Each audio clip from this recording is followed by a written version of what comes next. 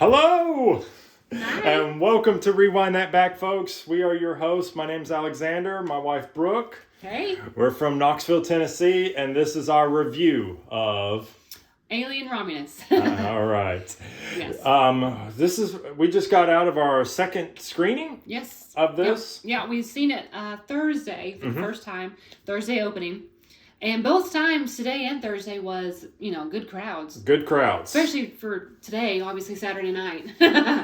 And you definitely want to... And again, that's probably the best thing about this movie. It's one of those movies where you want to experience it with the crowd. Yes. Yes. And again, I understand. Believe me, I average a movie a day. Just saying, I average a movie a day. And I get it.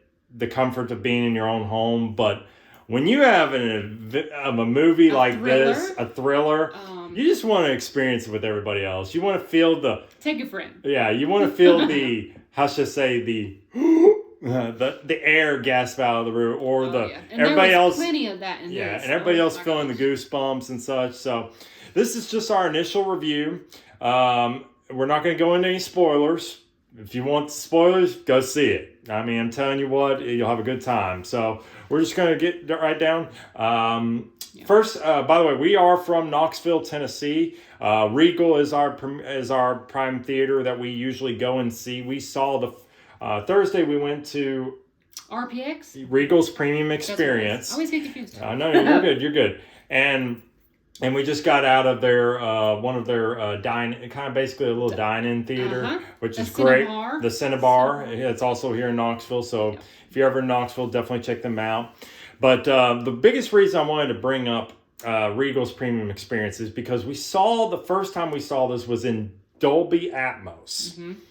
I cannot stress enough about the importance of going to see this movie in a good quality theater. Like surround sound. Dolby Atmos, clear. I'm not dissing IMAX. IMAX has a place, but I would go for whatever theater you can go to that has the best sound quality, please do. You'll be doing yourself a favor, and you're going to feel the vibe of silence, because silence is an art.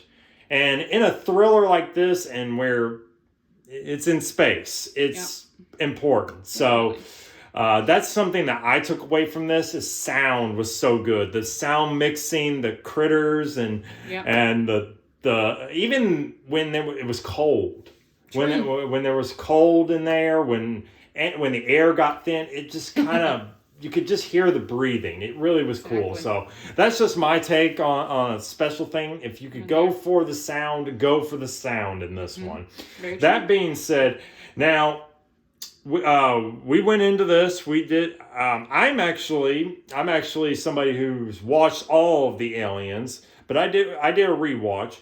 Mm-hmm. You are not an Alien fan. No, I didn't really grow up in that little surroundings, so I was more, I don't know, anyways, DC or something. But this franchise is almost 50 years old. Definitely. I've been saying 40. It's actually almost 50. Yeah. We feel old. Oh my gosh. Just saying. But that being said, you being not the Alien fan, because you can hear about veterans like me who watched all the movies. Oh yeah, Alien was great. Alien 2 was amazing. Aliens, love Aliens. Really good. Prometheus, I can go into that. I'll just brief it as this. I would highly recommend watching the first Alien movie going into this. It will help a lot. And then if you like this one, then go into something else. But this is where I want to lead you on to asking a few questions, because you're not the Alien person. Nah. How did I get you to get involved in Aliens? Well, I mean, let's see. My brain just went blank. No, I'm just kidding. No, you're good. I guess the linking was, I suppose, James Cameron. James Cameron. You are a James Cameron fan. Yes, obviously. So he obviously did Aliens, which is the 80s movie. And he made friends with, I never can say her name. Sigourney Weaver. Yes. Sigourney Weaver. Not my bad. But yeah. So. Two of your favorite, both a director and an actress. Yep, because of Avatar. You're a big Avatar fan, so you could definitely see the work. You could definitely see the work that James Cameron did. But obviously, you watched the first Alien and stuff. Did it help you understand this? For sure, yeah. Watching the Aliens from the 70s and Aliens from the 80s, it helps you, prepare of like what's literally going on and what kind of happened. Now, Prometheus is a little bit more layered. I got a little kind of like confused on that one. Right. But this movie we've seen this weekend is definitely more solid based off of the first one. Yes. The first one. The first Alien. Yeah. The first Alien, and which it did help a lot. We'll just go. So, what did you... Because if you didn't know this is a cool thing. The practical effects that's in this, as well as the blend of CGI is... You could hardly... Well, unless you're like a professional, but I hardly could tell CGI that kind of came in there.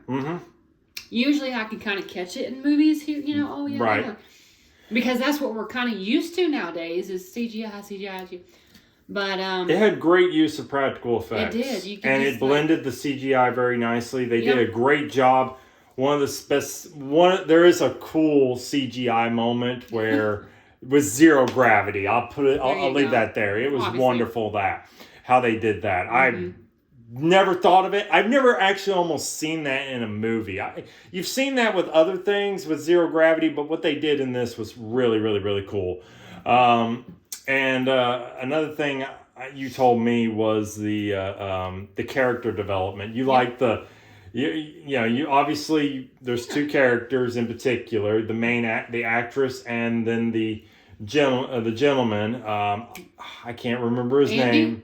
The guy who, the guy. His real name? Yeah, I can't remember his name. I think it's Jonathan Davis or something like that. Maybe. I can't remember. Yeah, I don't know. But there's this one of the characters is named Andy. I'm not going to get into full spoilers, but pay very close attention to Andy because you're going to get a lot of. He's actually, in my opinion, the lead of the movie, really. Yeah, possibly. And she's second, but you can focus on either one. But definitely focus either on.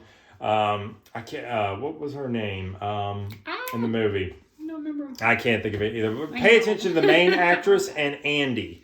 Those two will carry out through. But overall, it was technically a simple story. True, compared to because it was a simple story and how they came into the introduction and literally the very first 5 minutes, basically. And this is where you probably want to watch the first Alien movie because of... It kind of sets the ground. Because literally within the very perfect storytelling, when literally in like the first 5 minutes, okay, that's how the aliens are there. Totally. Now you just got to figure out how do we get the people where the aliens are. And it was just simple. That was probably the most complex thing, but everything else was that. And then there's a lot of mystery to it, which was really, really good. True. There's a lot of, jump scares, too. Oh, I forgot about that. Yeah. Oh, man. So the audiences tonight, wow. Somebody's like, ooh. Well, my reaction, the third act, there is a big... Some may not like it. For me, it was kind of a good twist on the movie. You know what I'm saying? If you are a veteran... If you're a veteran of the franchise, somebody who's watched all the Aliens, go support this because we're getting back into the groove. We're getting back into the groove of the sci-fi, I guess you could say, godfathers, if you would. There you go.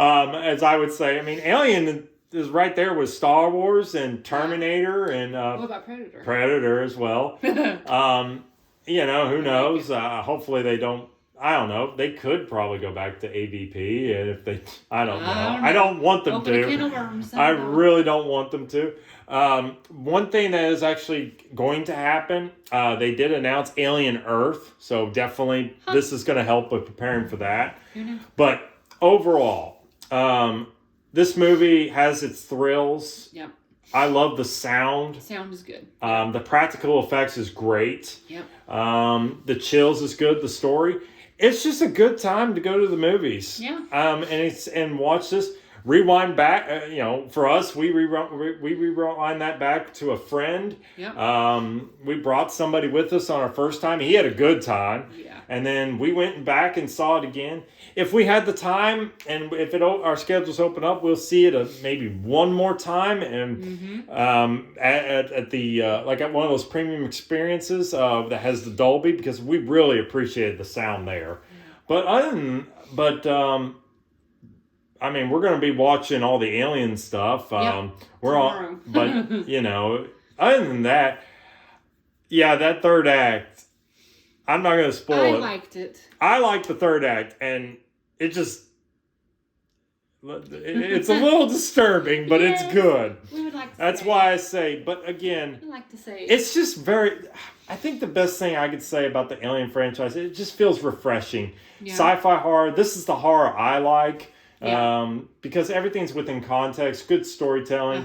Nothing is, nothing is just out of... Context, like I said. It just has a good premises. Yep. And if you like space and you like to be scared, this is the perfect space horror. And that's what Alien is always about. It's about being alone. Yep. The trapped kind of thing. Yeah, what do they call it? Claustrophobicness. Oh, that's the word. Yeah, the claustrophobia, the arachnophobia, all the phobias just get you in this. I don't even know what the phobia is called for Alien. I don't know. All right, friends. Look, this is just our thoughts and review. We would like you, if you could follow us, like and subscribe. We have our goals, but nonetheless, till the next time when we rewind that back. Again, my name's Alexander. This is my wife, Brooke. Thank you for tuning in. And until next time, when we rewind back.